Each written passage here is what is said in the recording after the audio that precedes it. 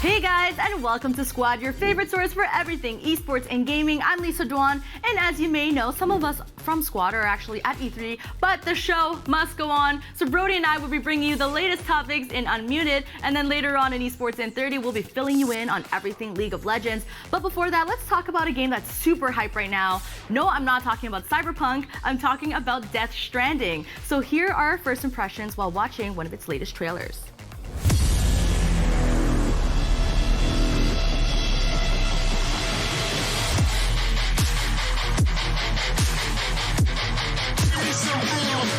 Elbows. Hey, yo. Elbows. Hey, yo.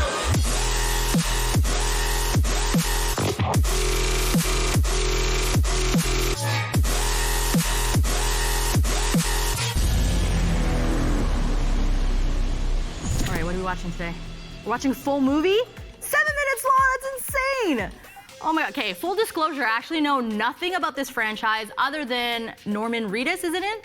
All right, so this is Death Stranding, and I'm just hoping this time Kojima tells us exactly what the heck this game is about. It's time. Are you ready and prepared to be friggin' confused? Because we have a lot of Death Stranding to get to. And now for the moment so many gamers have been waiting for, an actual trailer with actual gameplay from Kojima Productions. Let's check this out. Death Stranding. Look at it! It's a baby! I really hate that. Baby. Don't worry. So if we go off any of his old movies, he's definitely the bad guy. Oh, there's Norman Reedus. Okay, sick bike. Help us reconnect. You can make America whole. No, America's finished. Oh, I'm so excited for this game, and I have no idea what it's about. Humanity will not survive. We don't need a country. Not anymore. We do. Alone, we have no future. Bridget, you're the president of jack shit. Yo, Norman with the shade on the Prezi. From what I've heard, the story is pretty intense. Kojima Productions. Blah, blah, blah, blah, blah, blah, blah. Side note, if you ever get a chance to go check out Apocalyptica in concert, absolutely do it.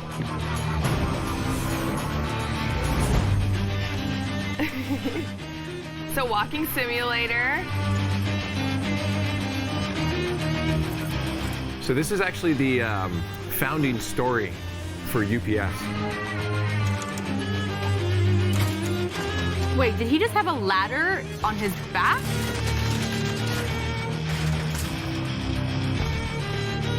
I don't know if I'm just like biased to Kojima, but I've never been more excited to see a ladder.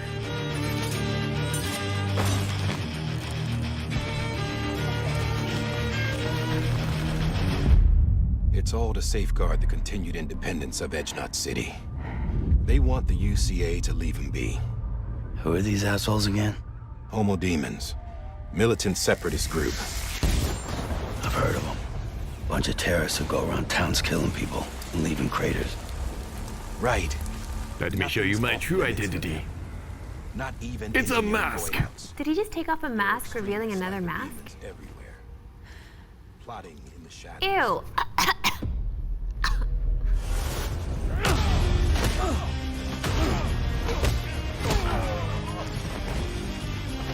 Honestly, it doesn't look easy to fight with all that on your back.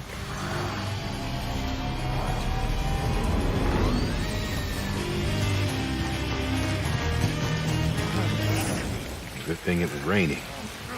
Even they know better than to mess with BTs. I can't spot BTs. Just sense them. That's why we came prepared. A bridge baby, huh? Makes me feel like shit every time. Well, See, you show up to work the next day all like hungover. Oh man, I had 3 bridge babies last night. They're using the baby as a power source? Is this like a whole stem cells like commentary?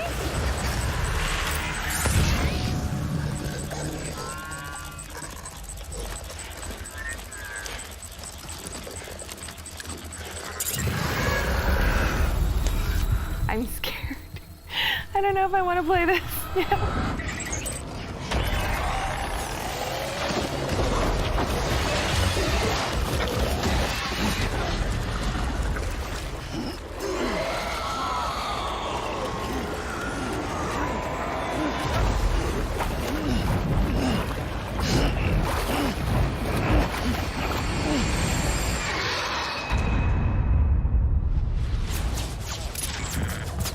I mean, this is basically a movie. Like, the animation's crazy.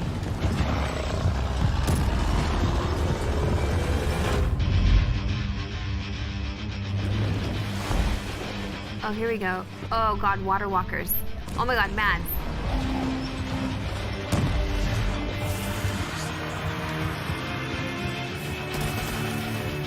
Yes, some gunplay. That's what you're known for. No, no creepy babies.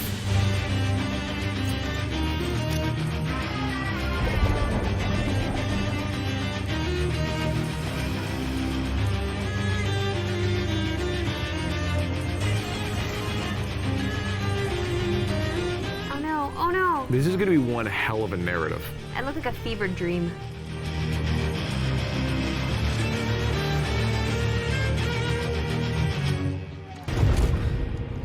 Sam, we want you to go west and finish what Emily started. rebuilding America isn't gonna get rid of the BTs. As long as they're still around, there's no escaping it. But at least we'll have hope. No!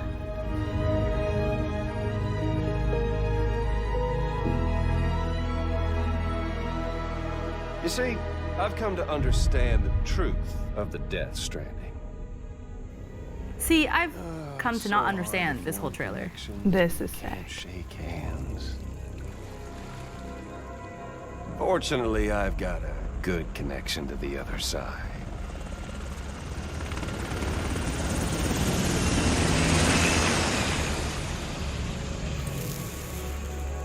Did he just light a cigarette with an ash? Because that's an OP ability right there.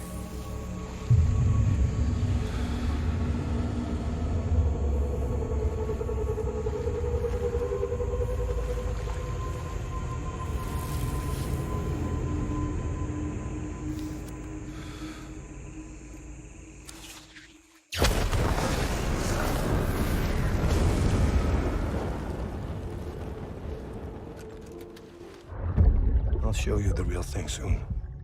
I promise.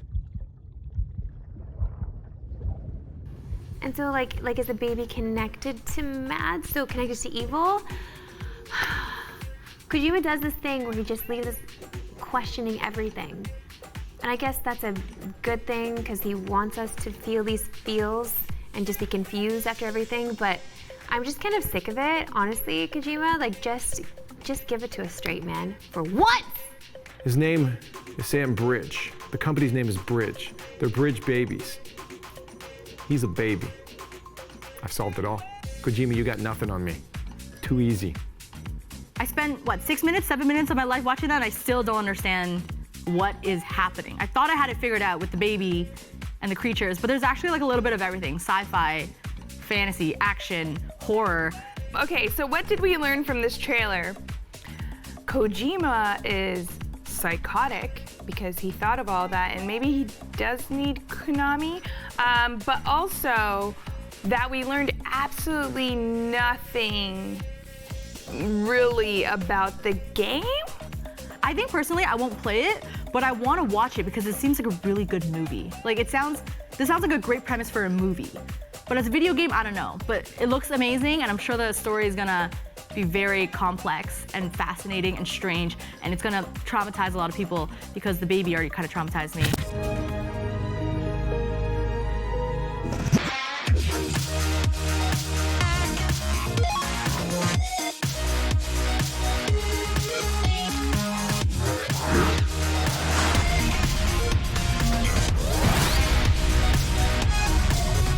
Welcome to Admit It. We got your gaming and esports hot topic, hot tweet, and the spiciest me. I'm Brody Moore. And I'm Lisa Dwan. We're going to present all the goodies we've gathered, which we will discuss and most likely argue. But luckily for all of us, there's a mute button that we can each use only once when we want the other person to shut up. I might just use it now. JK, I'll save it for a good moment. Shout out to you guys too in chat. We like it when you call me out for being right and Lisa Dwan for being completely wrong. We know it's going to happen. Let's get into it. Our first story comes at the expense of Fortnite esports. Surprise, once again. The highest earner in Fortnite esports, Ghost Bizzle, is making a mockery of the World Cup by winning games without even firing a gun. He qualified for the New York final early on and has already guaranteed himself $50,000 US. As a result, he's using the rest of the qualifying weeks to protest the World Cup's format. As of Saturday, he had already won 3 games and racked up 52 points. Lisa, Fortnite esports.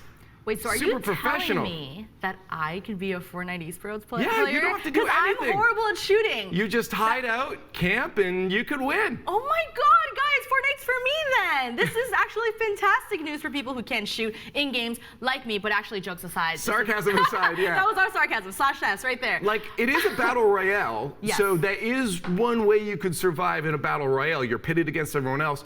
The whole point is to survive. Do you think this is how it should be? This is the true colors of a BR? Or do we need to change it so it's all about killing? No, but see, if that's the case, then they should just go play an FPS, like, right? Because if you want just shooting and action like that, then that's an FPS. But this is an element of battle royales that maybe they should actually capitalize on. Maybe they should add elements of camouflage. They can add more things that make hiding out a actual, viable way to win. You can literally build and you can hide. become a bush or whatever, right? I'm an aggro person. Like, I can't play, and that's why I actually can't play Fortnite. Shocker. Because I like to go aggro, right? I like to be able to just rely on my ability to shoot, and Fortnite has a mechanic to go against that, is to be defensive and to hide. And building, I honestly can't get mad at this guy for doing this, and I don't know if they should change this. I kind of want to see a full match of like 100 people never shooting a gun, and just who dies to circle first.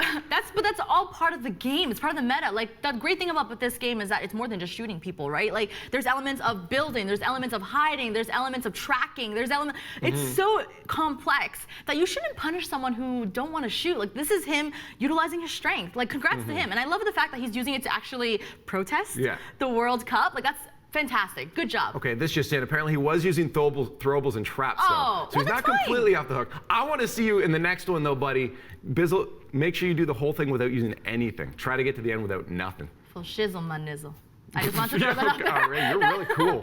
She's really cool. Bringing it back. All right. In other news, it's been reported that Optic Gaming has been bought out by the Immortals Gaming Club. So it looks like Immortals are back in the LCS, and they gained the Optic Gaming name and logo. That last part isn't sitting well with some Optic members.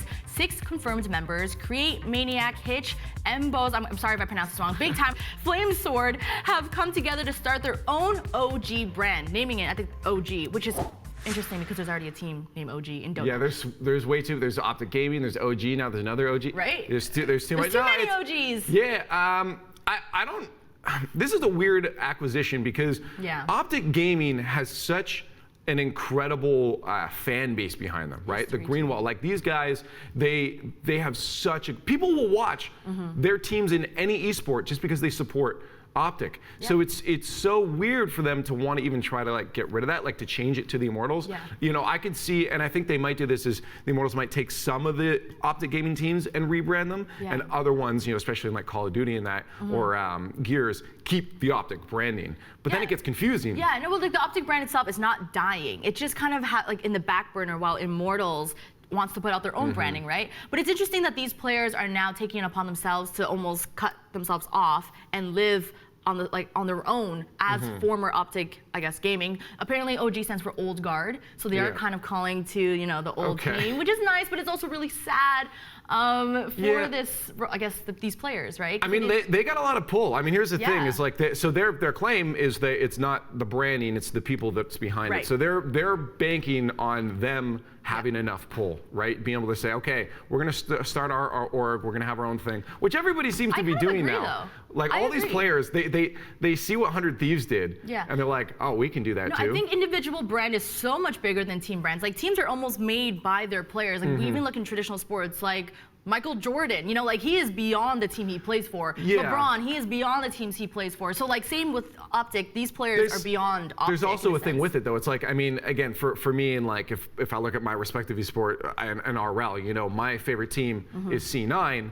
I love C9 as an org, and I'll watch other esports and cheer for C9 even if I don't know that esport. But those players on C9, if they were to get a different org, I'd still cheer for them because they're amazing players. I would still follow the players. That's crazy. I thought you would follow a team just because esports is so like, you know, like temperamental. There's always changes, so it's hard to follow a specific team, especially when you love a player that's been a part of a team, right? So it's kind of hard to follow, I think, teams in general. I think you need both. But that's the end of that topic. Next up, some controversy from CSGO and the ECS. Complexity upset MIBR 2-1 in their Group B elimination match. However, in the 12th round, Complexity coach Warden appeared to directly point out an opposing player on Ricky's screen. MIBR's coach Zeus responded, calling out Warden, but also laid blame on the ref for not doing his job. Since the incident, many players and community members have been expressing their dissatisfaction with the refs, pointing to other examples of refs being on their phones. Yikes. Now, the question is, does this fall on the refs specifically, or should there be some sort of competitive integrity that the coaches should be holding themselves to? Yeah, 100% both. Like when I heard the story, I was like, wait, did he actually went up to the screen and like point it out and no one else noticed? But obviously not. It was through I'm thinking through comms. Sorry, I haven't seen it, but I'm thinking through comms. But the mics should just be shut off at that point, They should be shut off. This is definitely a good thing that this is being called out because, what are the refs for if they can't? They're standing right there. That's your job. That is literally your job. I mean, as a coach, honestly, you try to push every advantage you can get, and if you can slip away doing something like that, obviously it's shady. It's shady. I'm not condoning it, but you're gonna try to get away. It's a slippery slope, and now all of a sudden. But it's up to the ref and the league to call this out, right? And they're not doing their job. If you do it as a point to prove, like what Bizzle's doing in Fortnite, he's doing this play style to prove that this system is busted. He doesn't like the system, so he's doing this to prove something, right? Warden was definitely not doing to prove anything. Doing it to win. He's going to try to get away with stuff to win. I feel like the integrity should lie on him though to not do this stuff. You know, like sure there's refs, but like how many other esports are there that like have refs really on point like that? So you're telling me you've never done something slightly shady to win? You're telling me that right now? Whether it's to like block your opponent's screen while you're playing games at home? Come on. When I was 6, of course I was like knocking controllers out of people's hands and stuff. But I was 6, right? Now it's different. Now people play from their own rooms, so I can't knock their controllers out of their own hands. DDoS them. Yeah, right, DDoS. Jesus. He's like hacking at home. That's too much work. No, I don't know. I feel like people will notice it. Now, if he keeps this up and keeps trying to get away with it, that's a little shady. But what about the chances that maybe, you know, as a coach, you're like in the back and you're watching, he's just like, there's a player there. Like, he's talking to himself, but he didn't realize that his comms were being broadcast. Hey, maybe that's a possibility. I doubt it. That would be my story if I was trying to get away with it. Yeah, right. It's your fault. You should have cut the mics. What the hell? I feel if like we actually look at it, it's pretty clear what he's doing. But yeah, no, I mean, if there's admins there and you're paying the admins to do something, then do something. Get off your phone. They take the phones away from the players on stage. Take them away from the admins. 100%. Why do they have their phones? What are they, tweeting? Well, anyways. Our last story comes from the Call of Duty scene. In every walk of life, people are always trying to quantify unmeasurable qualities with the term X Factor. Well, the good people at CODStats.gg have figured out how to do just that in the Call of Duty Pro scene. The idea is that the stats will measure the kill-death ratio of each player and determine their impact on the outcome of the map. Brody, regardless of how accurate this actually is, do you think, or how important do you think analytics are? The X Factor is absolutely real. Why do you think my tag is Leaf X? It's the Leaf X Factor. No one calls you Leaf X. People call you Leaf. Actually, more people call me. Oh yeah, true. Oh, I think you were going to say Brody. Yeah, no. Drop the X because I don't have any X Factor. No X Factor. But yeah, this is a tricky one. So the way I look at it, coming from a commentator's standpoint, is that the stats are there not to prove anything. If you behold a player to stats, you may miss something. Yes. And I know that happens with a lot of top-level athletes in traditional sports too. You look at Gretzky, Jay Rice, any of those guys, they're not pulling the hardest stats in the combine and stuff, right? But they're still the best in their field because of something else, a lot of creativity and stuff. And stats can't track creative thinking like that. So when it comes to stats, we in Rocket League love stats because it's not as deep a meta as something like League of Legends or any other MOBAs, right? So there's less to talk about, so we use stats. Stats are there to help stories. Stats should be used to drive stories, and the story should be there first, and then use the stats to back up those stories. But stats should not define a player, and you should not be building a roster based off of stats too. That is where you go to a slippery slope of like paying way too much attention to the numbers. The numbers, Mason, what do they mean? What nerds, you guys and your numbers.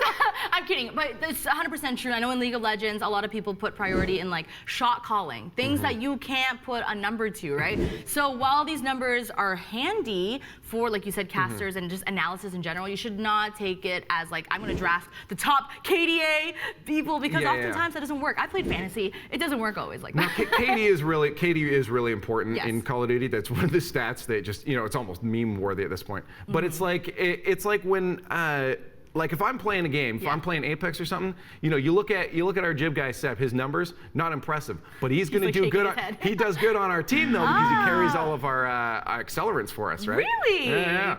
It's useful.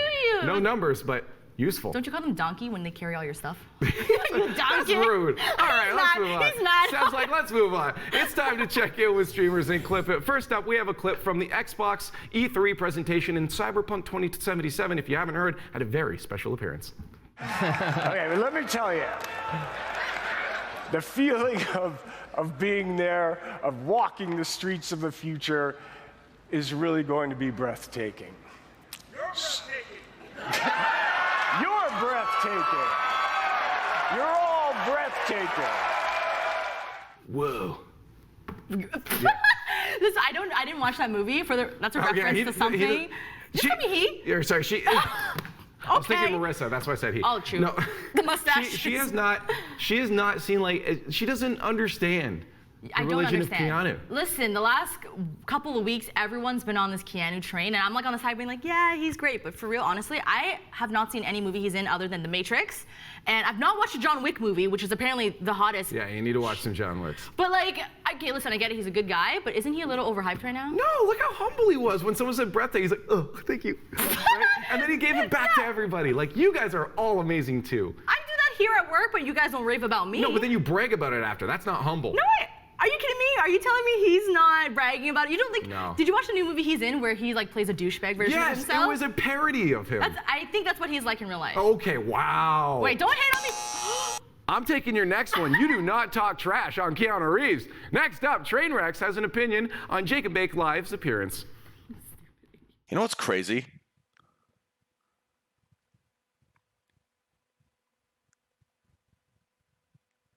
Jake's a good-looking kid, but I think he's even better looking at this angle. Wait a second. You know what? That could be taken very weirdly. Okay, give me a second. Let me actually retract that. That could be taken very weirdly, okay? I'm not saying that, holy shit, that would mean I'd be sucking. Erase that, okay? What? Well, he does look good from that angle. I do not want to say anything in regards to that. But to be fair, we do, you know, like when we take social photos and stuff, I notice everyone has their angle. You hate your little chin thing. You always bring it up. It's good. But yeah, he does poses like that, which doesn't make sense. That's like self-deprecating, right? That's the only way you can see his chin if he does that. Yeah, dude, All I got 5 of them. But everyone has their good angles. Yeah, he's a good-looking guy. Everyone does this one. That's the angle. Of course, it slims you down. You just got to know. I hate it when guys take photos from underneath like that, except for I guess him because he seems to be good looking. Apparently that's his better angle. It doesn't work for everyone, okay? See, I just take photos with 0 lights on. That's the best photo I ever take. What's the point of taking a photo? All right. Anyways, it's time for the best time of the day where we scroll through the Twitters to check out what the pros are blessing us on our timeline because Marissa's not here. So let's trash talk her favorite genre of games with this tweet by the 2-time champion himself, Dr. Disrespect. He says, mobile gamers aren't real gamers. Preach! Uh-oh! Preach! Uh-oh! Preach it, doctor! So, you know, Marissa likes to start fights on Twitter all the time. Do you think she can handle the doc if she took him on? No, she would get absolutely destroyed. Marissa, she is, she has fire behind her, but she will lose this one if she tries to take on the doc. The doc is built for this, and he is absolutely right, so you're not going to win it anyways. I'm not. Someone else I saw made a good point. It's like agree. E3 should have a separate E3 just for mobile games. What are you saying? How does that make sense? Mobile gamers, there's great games there too that aren't competitive, so they belong in the same conference. You guys are just, people just love to hate. People love to hate, people love to create tiers, people love to poop on others. Just let them, it's a game. We're all gamers. Let us love each other. Not in that way. You know what I mean. Wait a second. Tyler brought a good point. They should do it like mobiles. Like do it on the bus when you're going to E3, or like in the breaks when you're in the bathrooms. What do you mean? Like that's where you can do your mobile game announcements. Because that's where they belong, on the pooper. No. You were just Our next tweet comes from League of Legends player I Will Dominate with a very opinionated take. I'm not even sure if we can show this. Can we do this? Let's yeah, do we'll it. show this. He says, the F is right, balance team doing outside my building with a photo of dog poop. Yo, as someone that plays League, how true? I mean, he's not wrong. Though when I saw that picture, I thought it was a banana. I thought it was like an old banana. Yeah. What? It looked Old like rotten it. banana? And then there's like memes in League of Legends about Soraka being banana. Anyways, there's a whole. That's how I was like, Yeah, I thought way too deep into it. We need to question her dietary habits if that's what her bananas look like. I don't eat bananas at all. No, clearly you're eating dog poop. No! What? How is that the logical conclusion? That doesn't even make sense. I don't get We it. don't Anyways. use logic on this show. Let's get to our last tweet. It's from your boy, our boy, everyone's boy. It's Golden Boy. He tweets, there's a generation of kids that will never understand what it's like waiting in a line at midnight to pick up the hot new game and break night playing with your crew. Yo, True talk. more That's real preach. talk. Yo. That's real talk. Brady, what was the last game or last line you were in? Yo, I've spent way too much money on like pre-orders back in the day. I don't anymore. Back in the day. But back in the day, every Call of Duty. Every Call of Duty, I was getting special edition. I got all the RC cars, the night vision goggles, everything. And I would go to the midnight releases. I can't remember what the last one would have been, maybe Last of Us. But I loved midnight releases. It was cool. I mean, like, there's some weird people, but you got to hang out in line with other gamers that are just so stoked for this one thing. It's like going to an esports event, right? Everyone's there for one cool thing. So it was cool to talk to people, anticipate what's going to come in the game, how long they're going to stay up playing it, and like, But you can do that all online now. You can literally do that all online without leaving your that's what comforts he's of your saying. home. People are missing it, and I actually do miss it. But now I'm like not too much because I'm lazy and I do enjoy staying inside. But it was an experience that was really fun that people miss out on now. No, I had no friends, so I didn't really bother going to those All right, let's move on here because it's time to get to some crowd control. Let's kick off the week with some accidental darkness. Trevor Halligan's wife immediately did this when he brought home a painting. Huh? And now, wait a second. we know what happened to Bambi's mom. Wait a Mario second. slipped on the banana and took her out. That is brilliant. I don't know if his wife did that on purpose, but Trevor, if she did, she's a keeper. A real fact, I never watched Bambi. So What is wrong with you? So I feel nothing about this. I was never a Disney kid, guys. Neither am I, but there are some movies just and experiences in life that you just Have. Yeah, well, I guess my parents didn't care about me. Was Keanu in it? Is that why? He Keanu just did everything. He was Bambi. He was Bambi. This is a crossover. That's why I didn't watch it. All right, sometimes it amazes me how much music can actually change the tone of everything. So here's a new take on Death Stranding.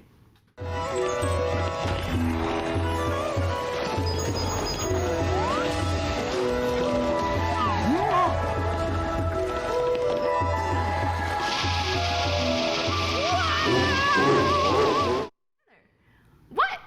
I was so confused.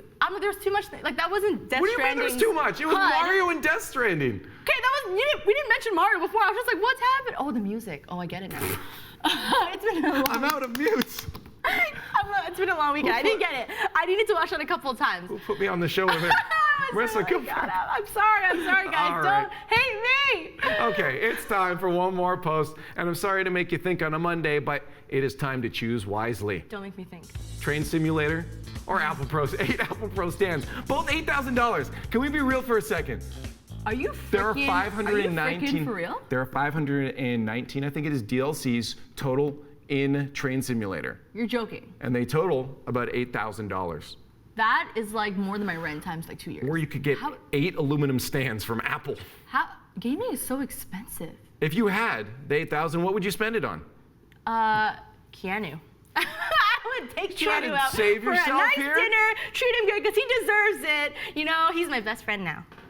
I mean, I'm not going to argue that, but you're trying to save face there. You're trying to, we'll let you get away with this time, but only this time. Anyways, that's it for Unmuted. Remember that you can always hit up on our socials just to say hi or send us stuff to react to on this show. Check out all our socials at Squad State for everything esports. Love you, Keanu.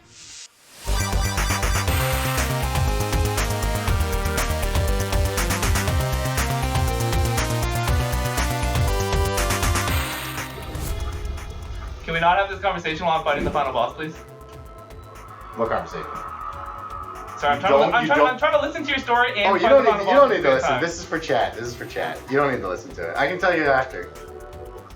I like to point out that I'm kind of doing it right now. Yeah, you're killing it, man.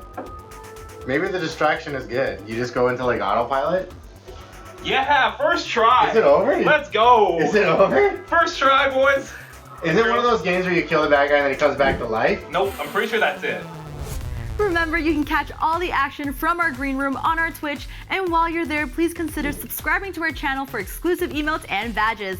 Now, just in a bit, Matt and I will be getting you caught up on everything League of Legends, but before that, it's time to get caught up on the news.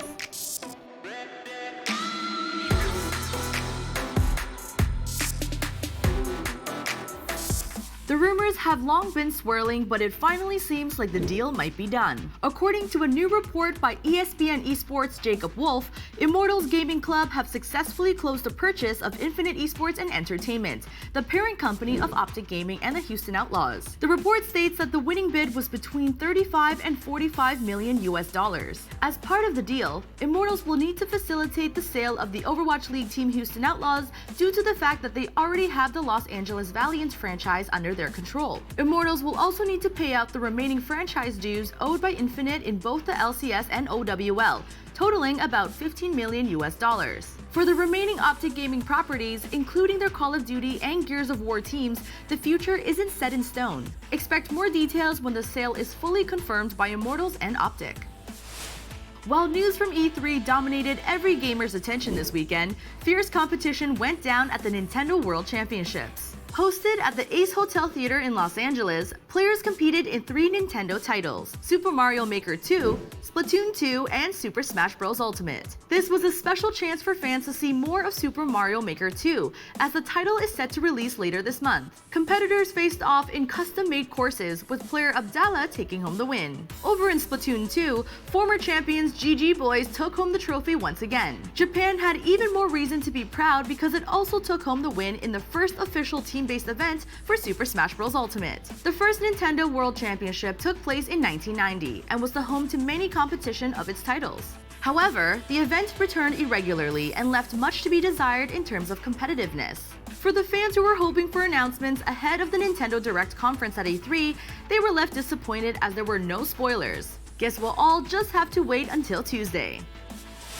For the past few years, the Scouting Grounds has given a chance for rising League of Legends talents to show off their stuff in front of the best the LCS has to offer and maybe claim a spot on the roster. Now, Riot Games is partnering with FACEIT to create the Scouting Grounds circuit, a $60,000 season which will act as the qualifying circuit for the next iteration of the LCS Scouting Grounds. According to the press release, the events will run from July to September, with the top 2 teams advancing directly to the 2019 edition of the LCS Scouting Grounds, which is set for November.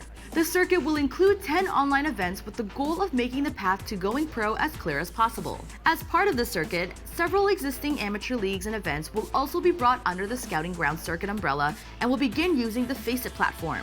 Thankfully, the circuit doesn't change the fact that players can still qualify through solo queue, with more details on that process coming in the near future.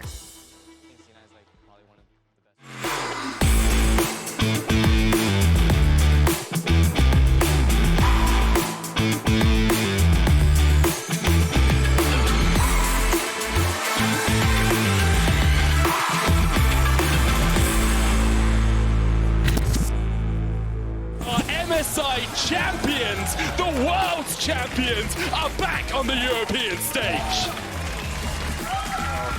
Small chunk, but there it is. Oh, what a Zodius from Crown! Flushes out of the way, Viper finds an ulti, but that's going to be all she wrote on this one. Optic just play it perfect from minute 1 to minute 31. They're going to clean out the Nexus and they'll finish week 2 as the LCS's only undefeated team. Welcome everyone to Esports in 30. I'm Lisa Dwan, this is Matt Hempstead, and every major region is back in action for their summer splits. Matt, it was a very busy weekend in the world of League of Legends, so why don't you hit us with a quick recap? Quick recap is the LCS is kind of wild because Optic Gaming is alone in first place at 4-0, which I don't think anyone would be telling you right now. And then you have like Team Liquid middle of the pack. The only thing that's really expected is 100 Thieves sitting at 0-4, which is a little sad. And then over in EU, same as always, G2 looks really strong, but I mean, there's a lot of exciting rookies to watch out for. Larson on Rogue, Humanoid stepping up in Splice in his second split. So there's a lot of change in EU and a lot of people to keep an eye on. So really exciting in both regions, but main storyline, Optic, what on earth? That is insane. Well, just a second, we're gonna call up our friend Veteran for some EU talk. But before that, let's check out some highlights from the LEC's opening week.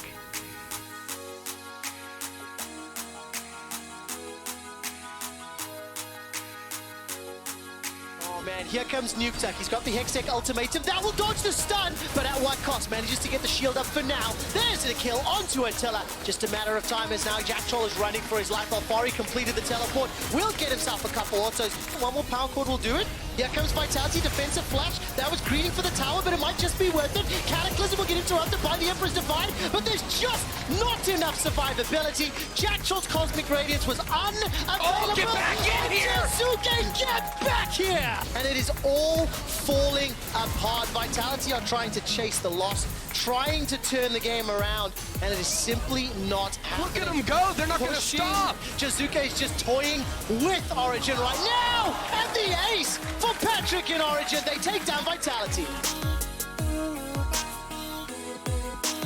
First and only ever recorded death for Upset. Here comes Selfmade. That's a fantastic prison. That's a fantastic true shot barrage. Oh, Shulker are routed and wrecked. Upset's running for his life. This will be his second ever death. All right, Braum's ultimate is back up available. Selfmade, where's the prison? He's thrown it. He's hit on the doggy. Upset's down. Winter's Bite doesn't do anything, but that's damage. And a dash forward from Odo. Baron was enlisted by SK Gaming. They get a double, and now the Baron. SK has stood tall, but there's a hijack. Stolen Rumwolf. Stolen Rumwolf. And SK Gaming, due to Shulker, what's been done to them? They are winning fight after fight thanks to Rumwolf. The Nexus is being chunked down. SK Gaming are looking for the win. SK Gaming take down Shulker.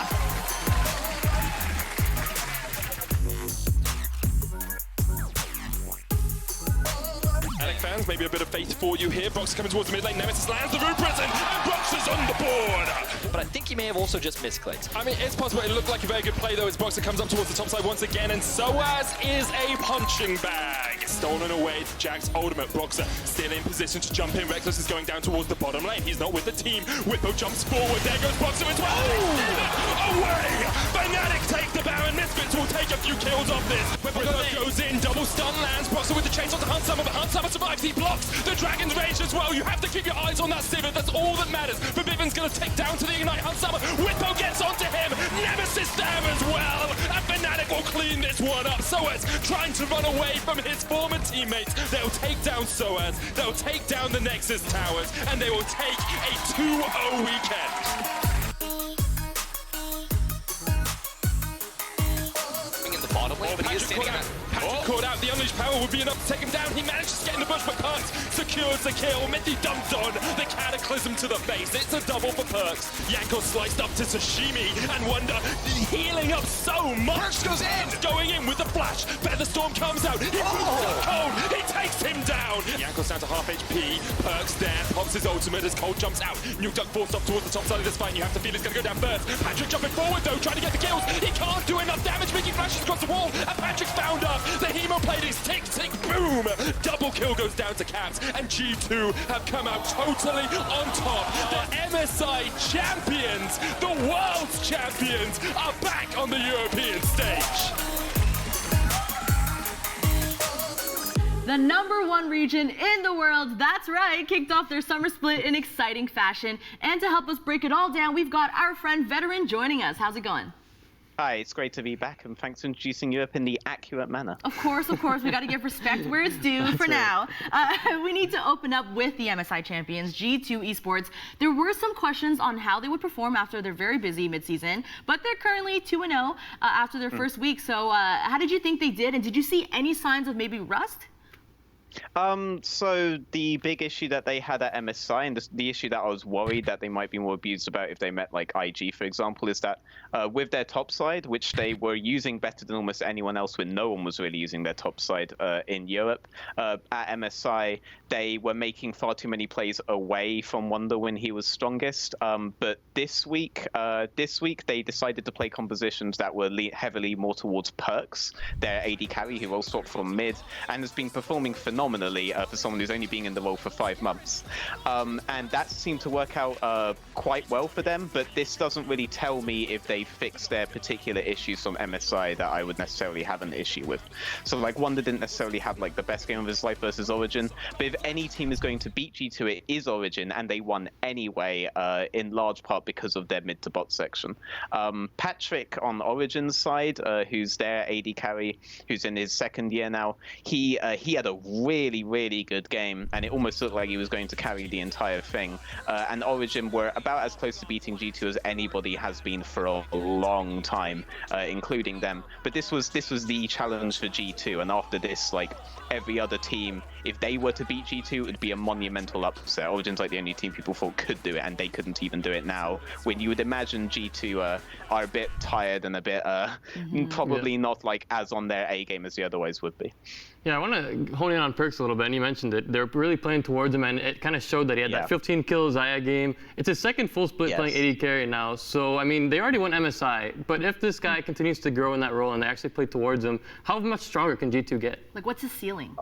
I mean, the ceiling aspect is like a really good question, because bot lane has changed from the old days when Forgiven and Reckless were like the dominant ones. You now have a lot of like mage types in bot lane, and we've heard from like Captain Jack, for example, that the Tom Kenchman came out versus G2 because they were worried that they would be able to play mages bot, and then they played Syndra bot lane anyway.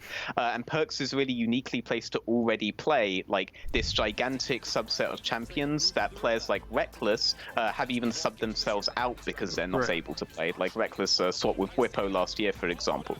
So he probably has a higher ceiling than any other AD carry in the role right now. And on top of that, he's already proven that he can play the lane out itself against the best in the world. So the ceiling is incredibly high for Perks because he can still only get better. Like I would still argue players like Patrick are able to play the standard AD carries better than Perks is like mechanically, but I think Perks' understanding of the game is just better, and there's no reason for for us not to think that Perkz is going to mechanically get there on all of these champions. He's going to provide way more options for G2 than most AD carries can provide for their teams. Yeah, I wanted to know, do you guys like the idea of instead of having players locked to a lane, it's more like champion dependent, right? Because obviously Riot's going to continue to patch and improve champions, and when we see that, maybe we'll end up getting more like a Dota style game where you're not locked necessarily to a lane, but it's more like you go where the champions take you. Do you guys like that idea for League of Legends?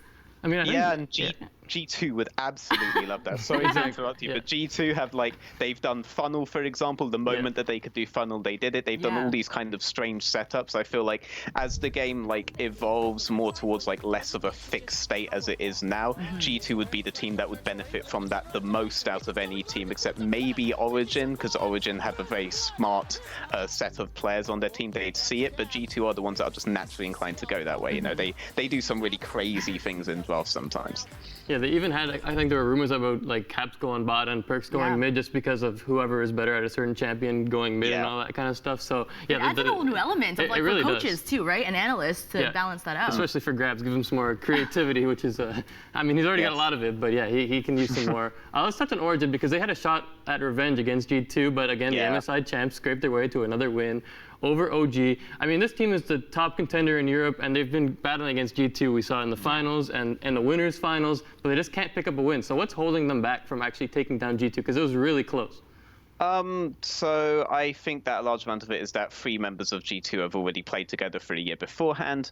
I think Origin is only going to get stronger. Again, they have 5 phenomenally smart players. Most of these players, if you put them on any other team, would be leading that team strategically, you know? But as is, they're all on the same, and as a result, you have a team that has they have the mechanical skill to pull off almost any kind of composition. They can play early game, they can play late game, they can play all sorts of things, but at the same time they're smart enough to focus their plans based on the opponents that they're against. I think the only real reason why G2 is being able to throw a lot at them in best of 5 scenarios that they haven't seemingly overcome is just because it's a bunch of game plans that they haven't otherwise met, because G2 are so flexible, you know? But I think the more game plans that Origin come up against, the smarter they'll become, and I think they're the only team that can be a genuine contender for them, just because they're almost as flexible as G2 are, but I believe that they're actually smarter, but I think that the base mechanical skill level on G2 is probably a lot higher. Like Mickey, for example, all these players on G2, they kind of intuitively understand the game, you know? I've worked with 3 of them in the past, and they're not the kind of guys who will give you a lecture for 45 minutes on their role, but they're the kind of guys who will come to the same conclusion almost intuitively, you know? Whereas all the guys on Origin could probably be university professors in their specific role. That's kind of a good way to kind of understand the difference between them.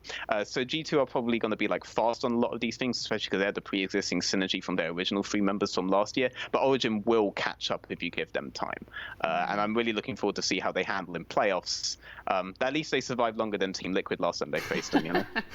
Yikes! Gotta fire some shots at NA, yeah, of course. Just thinking about these guys on Origin, it must be so tough to be in their position because they are so close, and they know they have the skill there. When you watch their games, Origin, and when they're facing against G2, do you see a mental block there, or is it purely the technical, I guess, gap? I don't see a mental block. I guess you could argue that Midfield's underperforming in the recent game against G2 that they played. But I wouldn't necessarily say it's a mental block so much as just that they haven't encountered some of the things G2 threw at them. So for example, this time I've never seen an AD carry burn TP that early on for a jungle play like that. That whole thing seemed very much planned. And I assume they're looking at these kinds of situations and be like, oh, we didn't actually consider that this would be a thing. Now we know it's a thing. What do we do with that information? I think they're still feeling G2 out to a large extent, but they'll learn from all of these instances and they'll grow. I'm not worried about them from a mental block. So even though it does look like when they played against them in playoffs, first game was really, really, really close, and then for the rest of the set, I'm not sure if I'd say that's mental block, and more that in the first game G2 didn't want to begin with an opening gambit, but second game they'll go funnel, you know, or something like this, or some weird bot lane against Sono Taric, all this kind of. I mean, Origin, we're talking about them in kind of this losing the G2 light, but they did have a really strong showing against Vitality where they absolutely dismantled them. And Patrick had a 12-kill Sona game, and it wasn't even alongside Tarek. So what are your thoughts on this like Sona Tom Kench lane when Tarek isn't like a viable option and the other team takes him away? I like it. It's well, this is that kind of implies that I like the idea of Sona bot lane in general. I find that fun, by the way. I've been trying it out in solo queue myself, and it's really quite fun. Only having like 5 CS a minute, but two-shotting everyone once you hit 2 items. You can still go the same like Abyssal Mask setup on Tarm as you can do with Tarek, which adds to the strength that you get when you hit your 2 items of Lichbane and your Archangel Staff on the Sona. And at that point, you're almost unbeatable if you have any good game sense of the map, and Origin have insane game sense of the map. What's really good about the fact that they're trying more things as Sona is that means that they're one of the only teams that isn't G2 itself, where they're so confident in their AD carry's ability to play things that aren't necessarily a straight standard AD carry champion. Like you saw Fnatic pull out Sona Tarek like once, it didn't go so well, and then they never played it again, you know. Other teams haven't like stuck to this kind of Sona Tarek priority, whereas Origin are showing that they can be as flexible, and that's really good, especially coming from such a young player like Patrick, that he looks like he's able to match perks and almost all these kinds of things. That's a really good sign. Yeah, I can't imagine Reckless playing Sona every week. It just doesn't make sense. Let's switch gears and talk about another team, Vitality. So a lot of people were saying that they could be, you know, like top 5, but in week 1 they got dumpstered twice. So how does this team gain some sort of consistency? Because it seems like they're often misplacing their aggression. So I'm really careful about how I word this because I think their jungle system is what needs a lot of work, but that's different from saying that their jungler needs a lot of work, because Mowgli has played quite well on other teams in other regions, and it hasn't been in the same way that he's played on Vitality, but the way he is playing on Vitality is the same way that every other jungler on Vitality has played. So it's like they've slotted him into a kind of system that seems a bit alien to him, and I don't actually think it's a good system. It's not one where you're focusing really hard on snowballing your lanes per se. It's one where you're focusing hard on preventing the enemy jungler from doing anything to your winning lane matchups. Like Vitality will always just try to get all winning early game matchups, and then if enemy jungler isn't in the game, then you guys are just going to like win your lanes out by default kind of deal, and that seems to be Mowgli's job. But I don't really think that that's a good way to play out a lot of the champions he's had.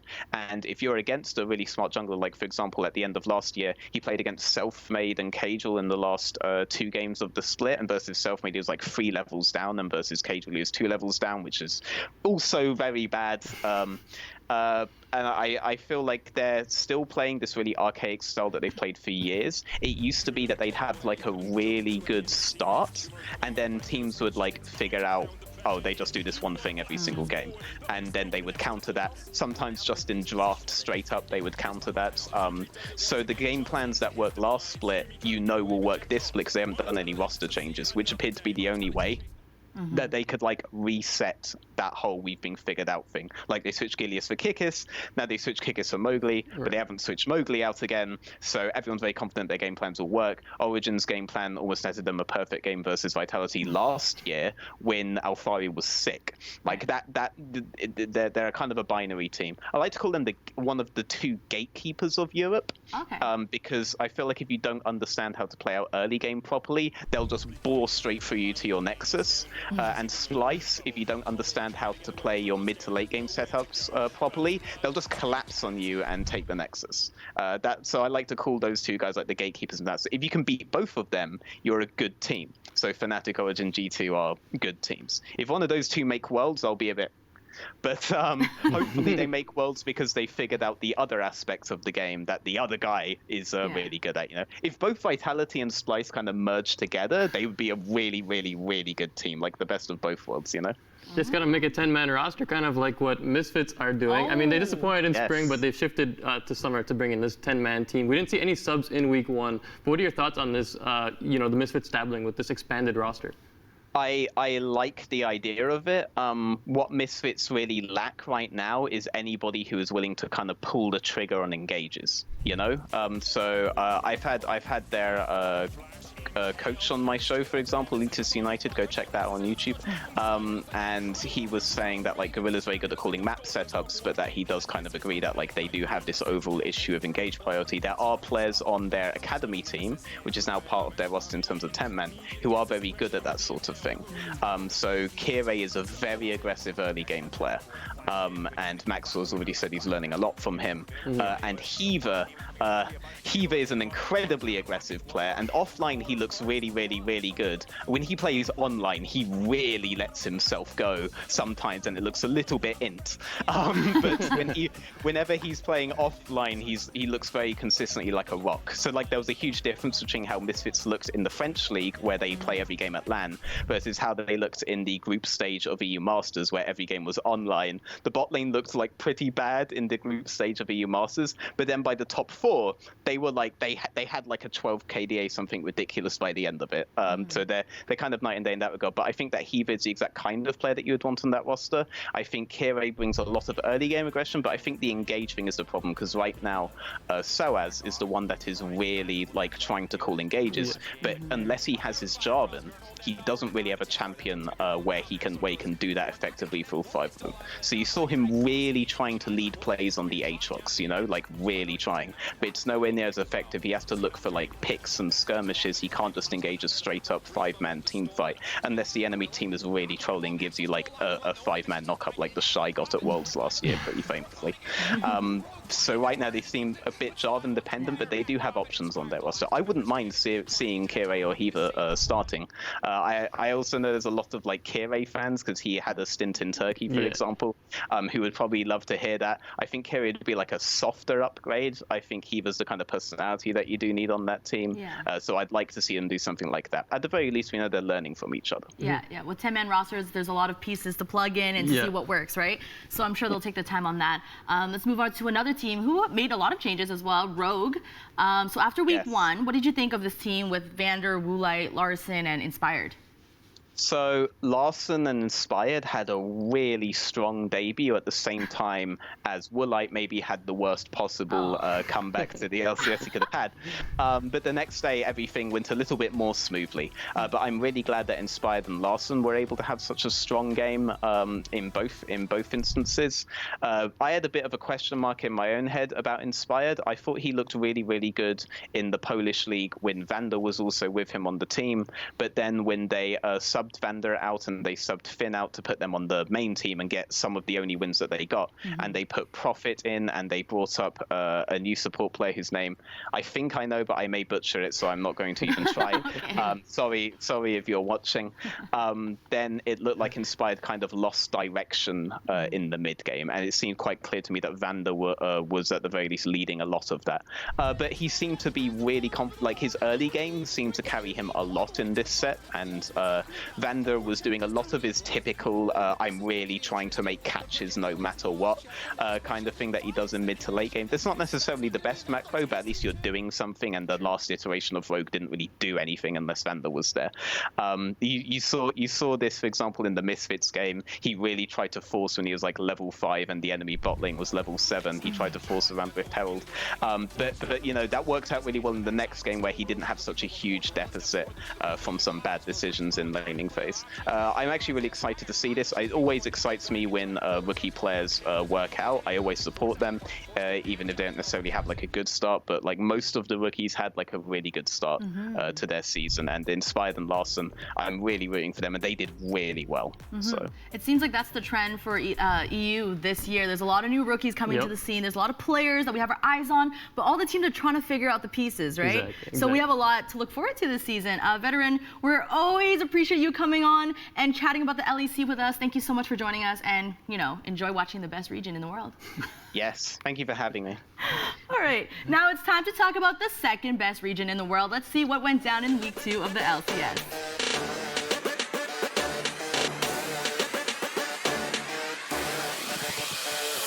And they can certainly chase for more. Do they find the opening? Akini goes down. Viper has arrived, and his fangs are sharp. He's now on Black Cleaver Death Dance at level 13, and he is ready to go. Spend 1-3.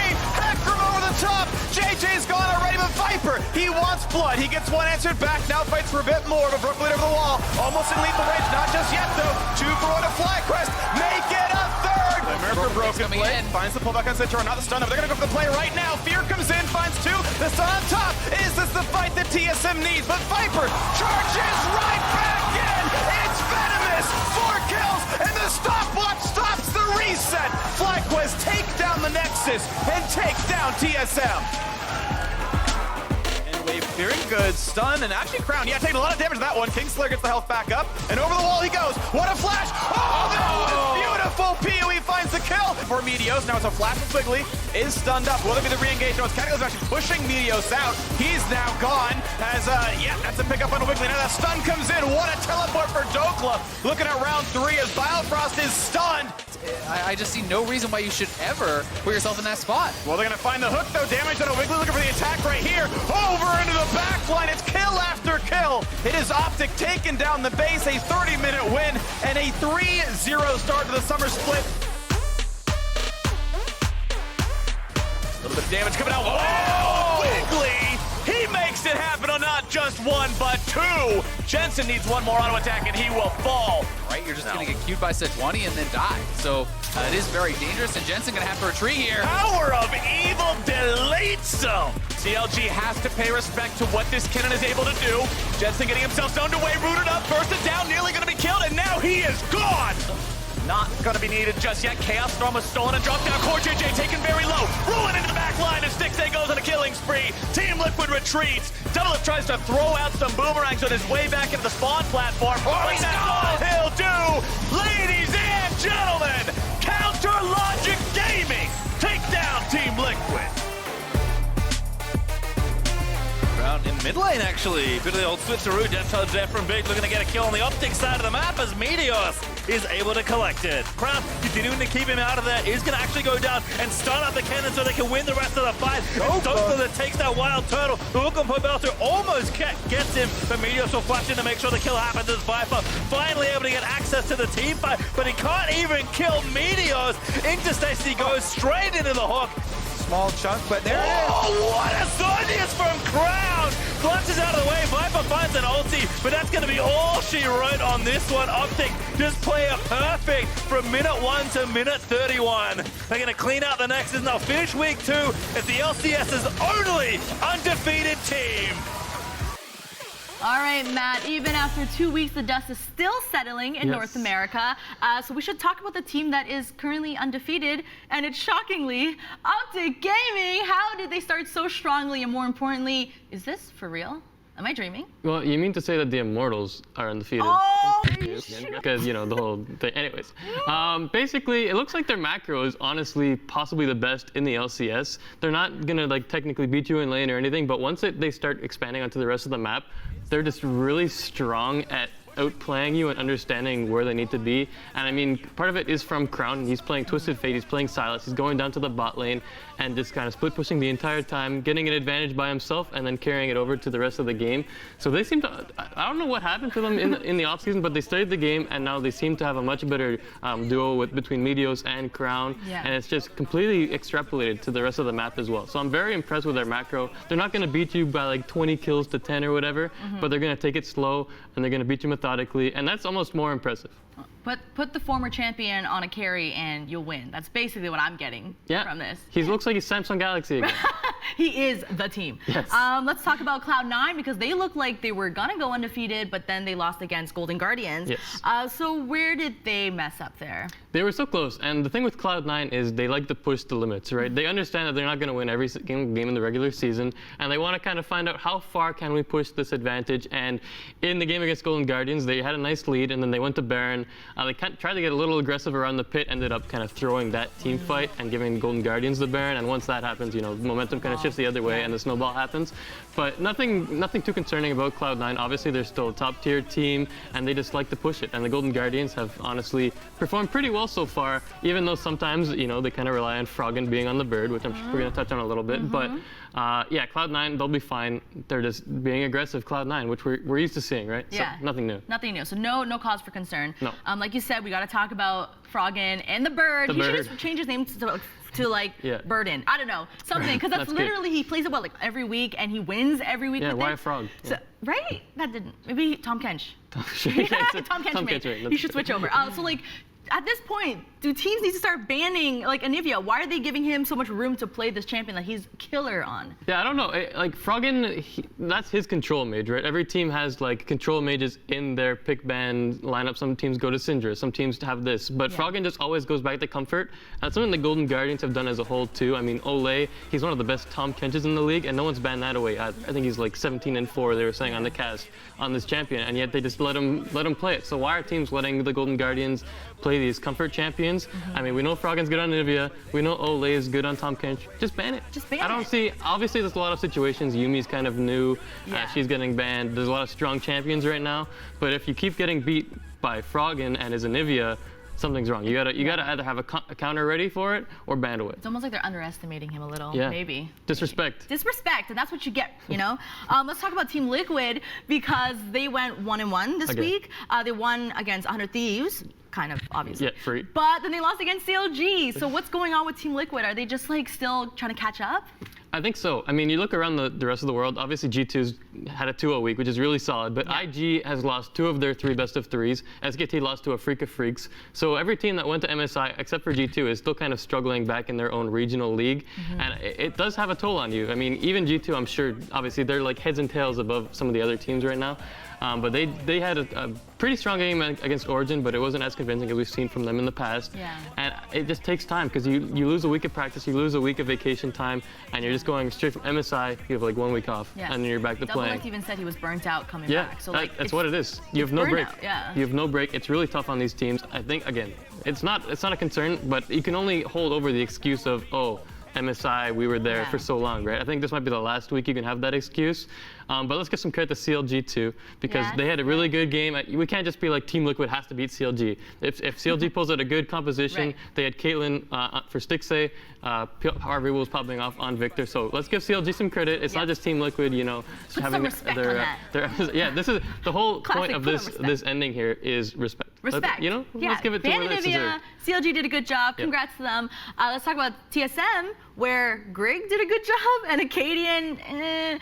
Do you think TSM's success really boils down to who's in the jungle? It'd be too easy just to be like, you know what, they lost when Acadian plays, and they won when Grig plays. There's obviously a lot more to it than that.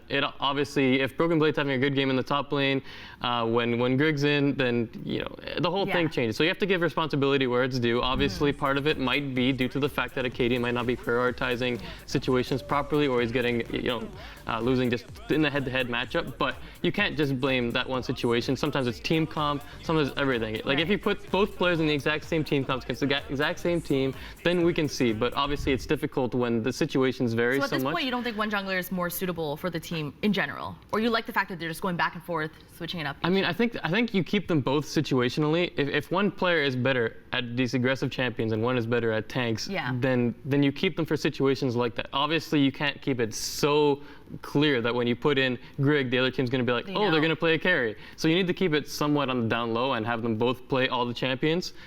But just keep trying it out. And obviously, if this keeps going on, the sample size right now is really low. Right, it's only 2 games for each. But if we keep going forward week by week, and Acadian loses every game and Grig wins every game, then okay, I'll buy into it. But right now, I still think it's too short to be like, you know what, Grig must be the starting jungler. Bench the other one. Exactly. Let's hold off on it. Okay, we have one order of business left. We have to pick a player of the week. So Matt, who are you giving it to? Last week, I gave it to Crown, and I said he'll probably never get it again. No, you are not giving it to him again. And I'm going to give it to Crown again. I don't want to, because I'm going back on what I said, but I have to, okay? I have to do it because this guy has just been such a huge part of what Optic has done in their 4-0 start. I mean, I talked about his twisted fate, and he's the only person right now in the LCS who's pulling this champion out and just understands what he needs to do. Every time he presses the R button, he's not using it to go and find a flank. He's using it for vision, and then he'll go off to a side lane, get farm, and just pick up some more and more of an advantage. And he had like a 3-level lead against FlyQuest and a 2-level lead in his other game of the week. So he's he's building such a huge lead on his own that it's super impressive, and he's just on a whole nother level than what we saw in spring right now, right? So I mentioned that he looks like the Samsung Galaxy guy. Yeah. And I mean, you have a world champion performing like a world champion should, so I got to give it the crown right now. And Optic's 4-0. It's true. What is this? They are undefeated, so it makes sense that you're giving it to the biggest carry on the undefeated team. Fine, if you want to be so obvious, Matt. I'm sorry. It's okay. That's okay. Shout outs to Crown, because you're doing an amazing job. Well, that's all we got for Esports in 30 today. Thanks to Veteran for joining us and catching us up on the LEC. And then tomorrow we got Overwatch League, so be sure to tune in. And we're going to wrap up everything here. So we have Unmuted tomorrow too, a brand new one. And I think that's it. So be sure to tune in tomorrow. You can catch us on all the socials at Squad State. We'll see you there.